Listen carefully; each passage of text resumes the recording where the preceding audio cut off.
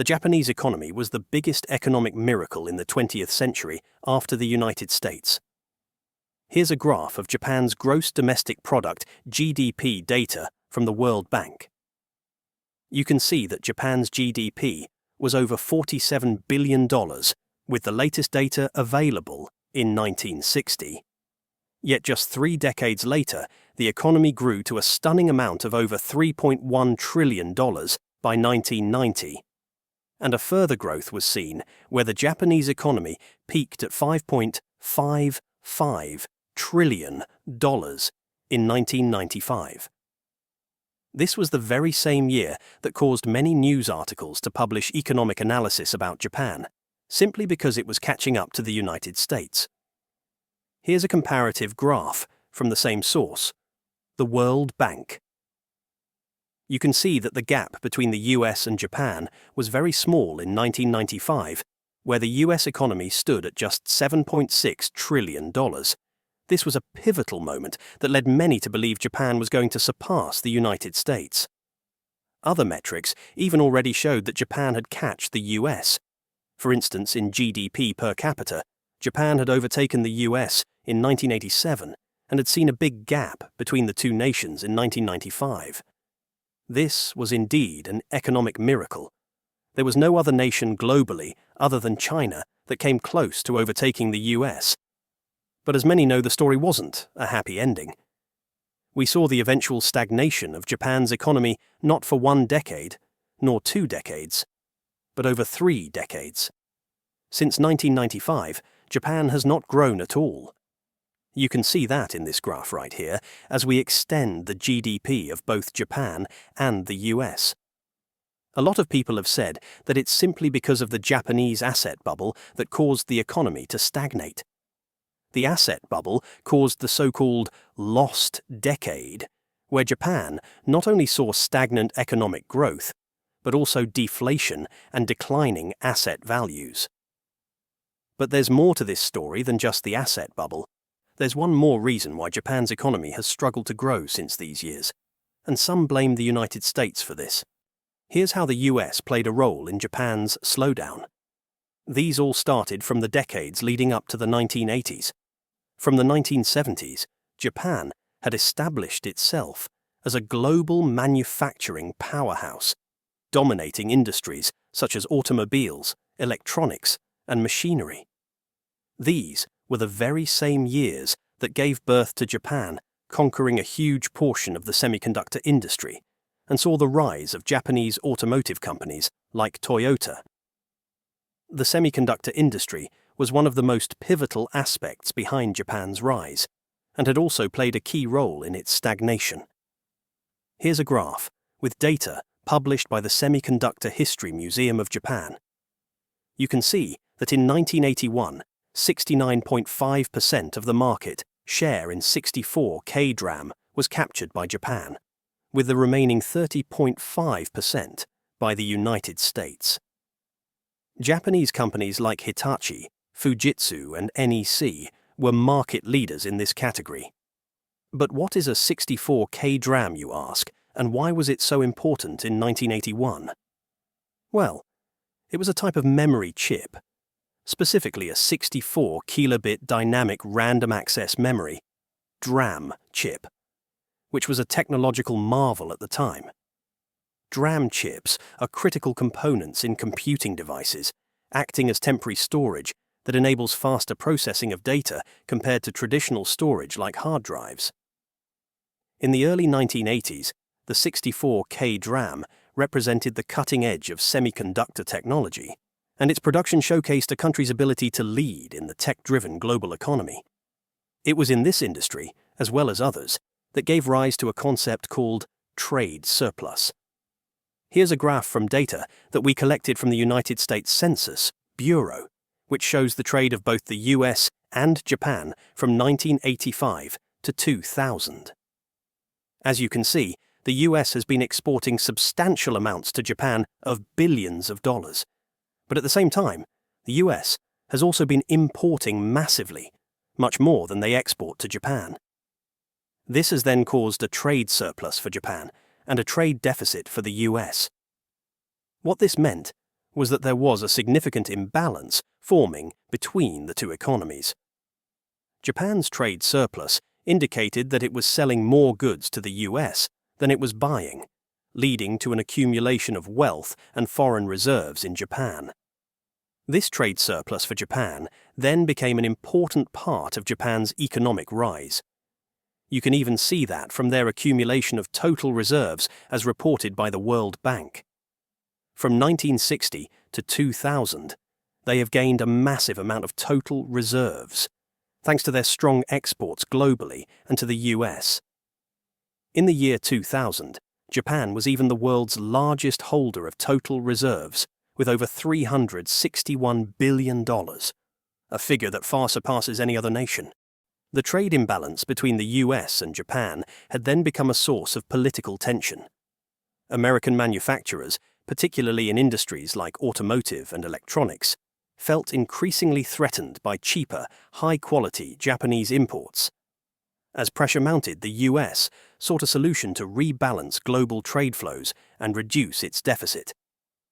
This led to one of the most dramatic policy decisions in post-war economic history, the Plaza Accord.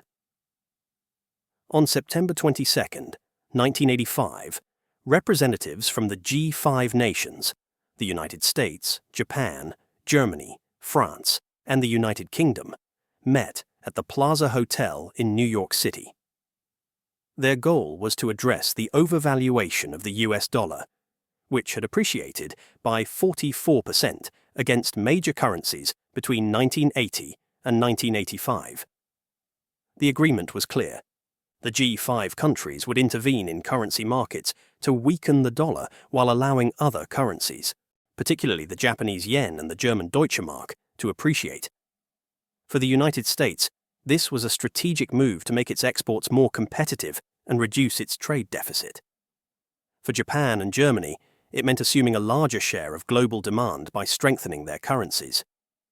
Initially, the plan seemed to work.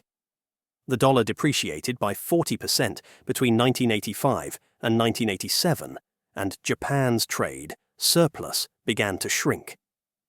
However, the yen's appreciation turned out to be far steeper than anticipated. By the end of 1985, the yen had surged by over 50% against the dollar, sending shockwaves through Japan's export-reliant economy. You can see how this played out in the official exchange rate as published by World Bank data.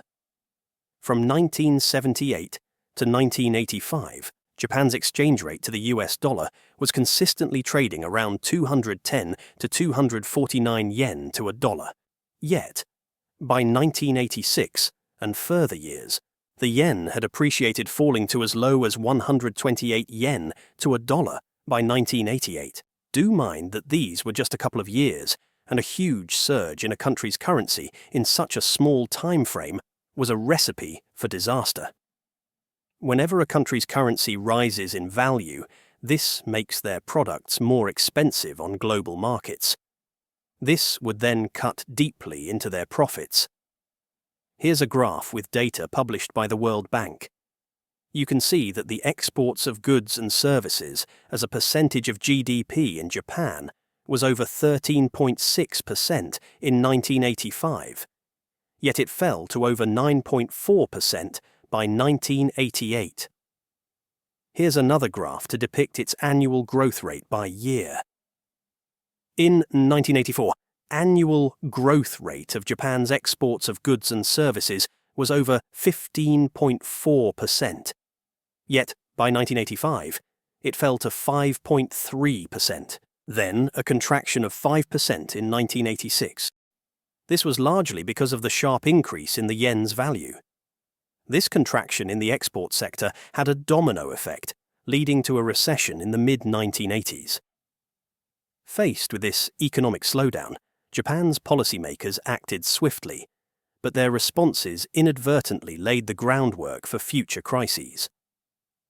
To stimulate the economy, the Bank of Japan implemented aggressive monetary easing, slashing interest rates to historic lows. Here's a dataset published by the Bank of Japan for their interest rates. You can see that Japan's interest rates from 1983 to 1985 was over 5%.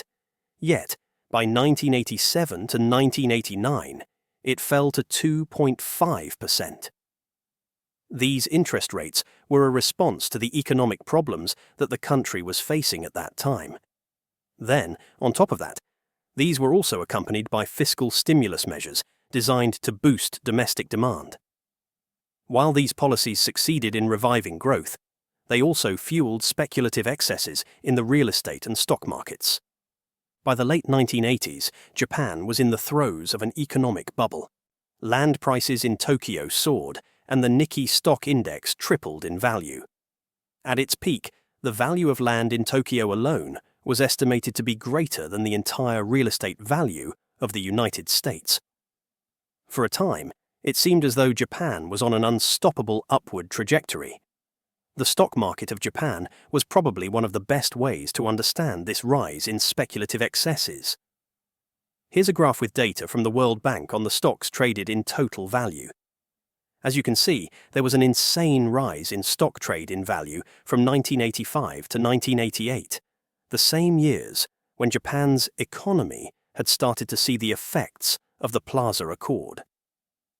In 1985, the total value of stocks traded was just a mere small sum of $455 billion. Yet 3 years later, in 1988, this rose to over $2.54 trillion, and a further increase in 1989 to over $2.61 trillion.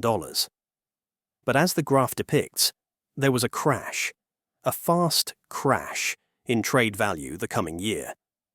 In 1990, it shrunk to $1.54 trillion. Then further contraction was seen in 1992 to just $606 billion.